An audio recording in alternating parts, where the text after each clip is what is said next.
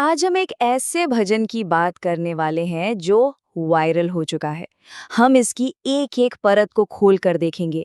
ये सिर्फ एक गाना नहीं है, बल्कि इसमें भक्ति, राष्ट्रवाद और पहचान का एक जबरदस्त मिक्सचर है।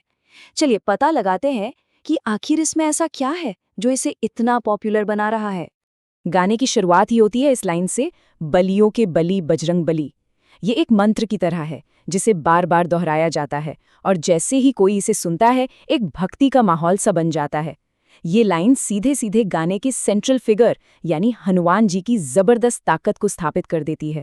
तो सबसे पहले बात करते हैं बलियों में सबसे बली की, यानी उस देवता की जो इस गाने के बिल्कुल केंद्र में है, बजरंग बली।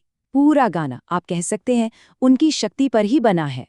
तो इस गाने की नींव ही बजरंग बली की जबरदस्त शक्ति है।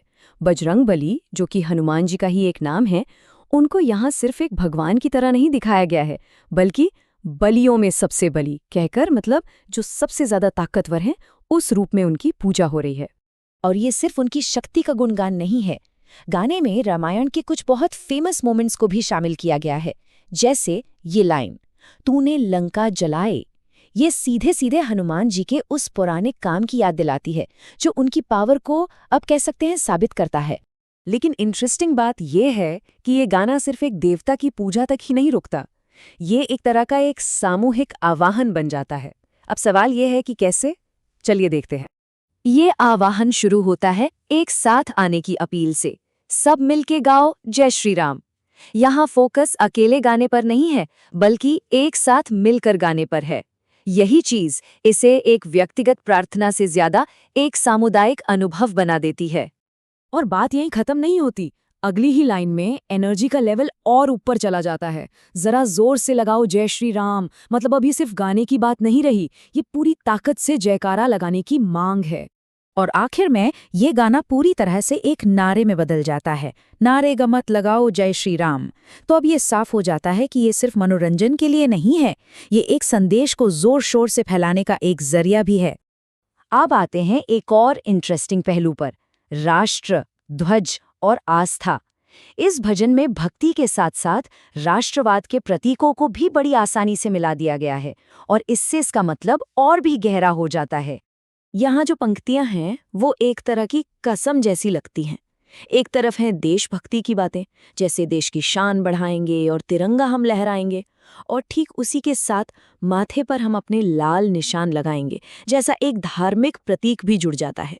तो ये आस्था और राष्ट्रवाद का एक बहुत शक्तिशाली मेल है। ये भजन सिर्फ आज की बात नहीं कर रहा है, बल्कि ये भविष्य के लिए एक विजन भी रखता है, एक तरह का रोड मैप। और इन सब एक्शन का एक अंतिम लक्ष्य है, रामराज का आह्वान। यहाँ देखिए, हर एक्शन को एक बड़े लक्ष्य से जोड़ा गया है। अगर घर घर भगवा लहराएगा तो उसका नतीजा क्या होगा? रामराज फिर आएगा। और जब हर हिंदू अब बोलेगा तो क्या होगा? हिंदू जग में आएगा। ये बिल्कुल एक क्लियर एक्शन प्लान जैसा लगता है ना, जहाँ एक काम का एक तय नतीजा बताया जा रहा है। लेकिन इस भजन का एक और साइड भी है, शक्ति का संदेश। और ये एक चेतावनी जैसा लगता है। यह संदेश उन लोगों के लिए है जो शायद इसके खिलाफ खड़े हो सकते हैं। तो सवाल ये उठता है कि आखिर विरोधियों के लिए इसमें क्या संदेश है? जवाब बिल्कुल साफ है और इस एक लाइन में छिपा है, जो हमसे टकराएगा मिट्टी में मिल जाएगा। ये कोई हल्की फुल्की चेतावनी नहीं है, ये अपनी ताकत का एक खुला और बिल्कुल सीधा ऐलान है। तो आखिर में ये सवाल खड़ा होता है कि जब आस्था को एक धुन में पिरोया जाता है तो पूजा कहाँ खत्म होती है और एक आंदोलन कहाँ से शुरू होता है? ये एक सोचने वाली बात है।